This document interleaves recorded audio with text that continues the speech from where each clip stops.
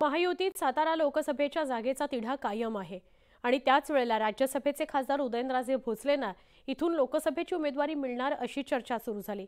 नुकते उदयनराजेंनी दिल्लीत केंद्रीय गृहमंत्री अमित शहांची सुद्धा भेट घेतली। या भेटीनंतर साताऱ्याची जागा भाजपकडे राहणार असल्याचं बोललं जात आहे। मात्र अजित पवार आजही या जागेकरता आग्रही आहेत।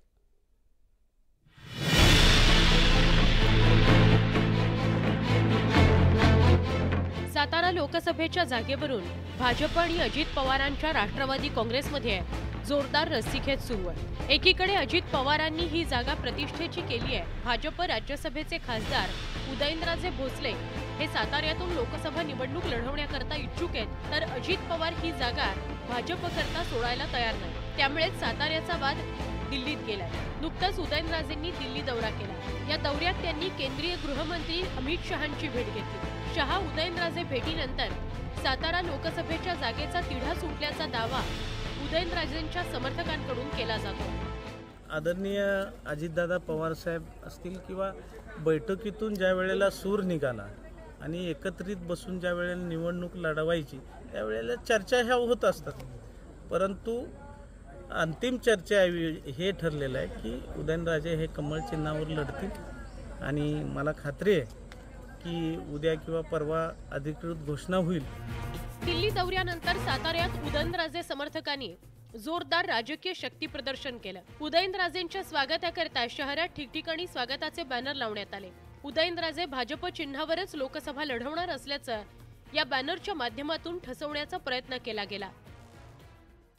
8 दिवस मी पण बेचैन होते की आमच्या राजांचं आम्हाला खरं काय कळत नव्हतं, परंतु आज मात्र अगदी सुखानं वाटतंय की आमचे राजे तिथं गेले आणि ते यश मिळवूनच येणार याची खात्री पूर्ण आहे। मी माझी नगरसेविका त्यांची असली तरी माझं त्यांच्यावर अत्यंत प्रेम आहे। गेल्या लोकसभा निवडणुकीत राष्ट्रवादी काँग्रेसच्या श्रीनिवास पाटलांनी उदयनराजे भोसलेंचा पराभव केला होता। या पार्श्वभूमीवर अजित पवार साताऱ्याच्या जागेकरता आग्रही आहेत। त्यामुळे महायुती समोर या जागेचा तिढा निर्माण झाला होता। उदयनराजे भोसलेंनी राष्ट्रवादी काँग्रेसच्या चिन्हावर निवडणूक लढवावी असा प्रस्तावही राष्ट्रवादी काँग्रेसकडून देण्यात आला होता, पण तो प्रस्ताव उदयनराजेंनी फेटाळून लावला। दरम्यान अजित पवारांनी साताऱ्याच्या जागेविषयी केलेल्या या सूचक वक्तव्यामुळे संभ्रम वाढलाय। त्यांना भारतीय जनता पक्षाचे नेते समजून सांगण्याचं काम करतील। सातारा लोकसभेच्या जागेवरून महायुतीत निर्माण झालेल्या तिढ्यामुळे मवियाच्या नेत्यांना टीका करण्याची ऐतीच संधी मिळाली आहे। आता श्रीमंत छत्रपती उदयनराजे भोसले यांना दिल्लीत जावं लागतं, पण महाविकास आघाडीत असलेले छत्रपती शाहू महाराज यांचं तिकीट, यांची उमेदवारी आम्ही सगळ्यांनी मिळून महाराष्ट्रामध्ये त्याचा निर्णय घेतला। हा एक फरक तुम्ही समजून घेतला पाहिजे।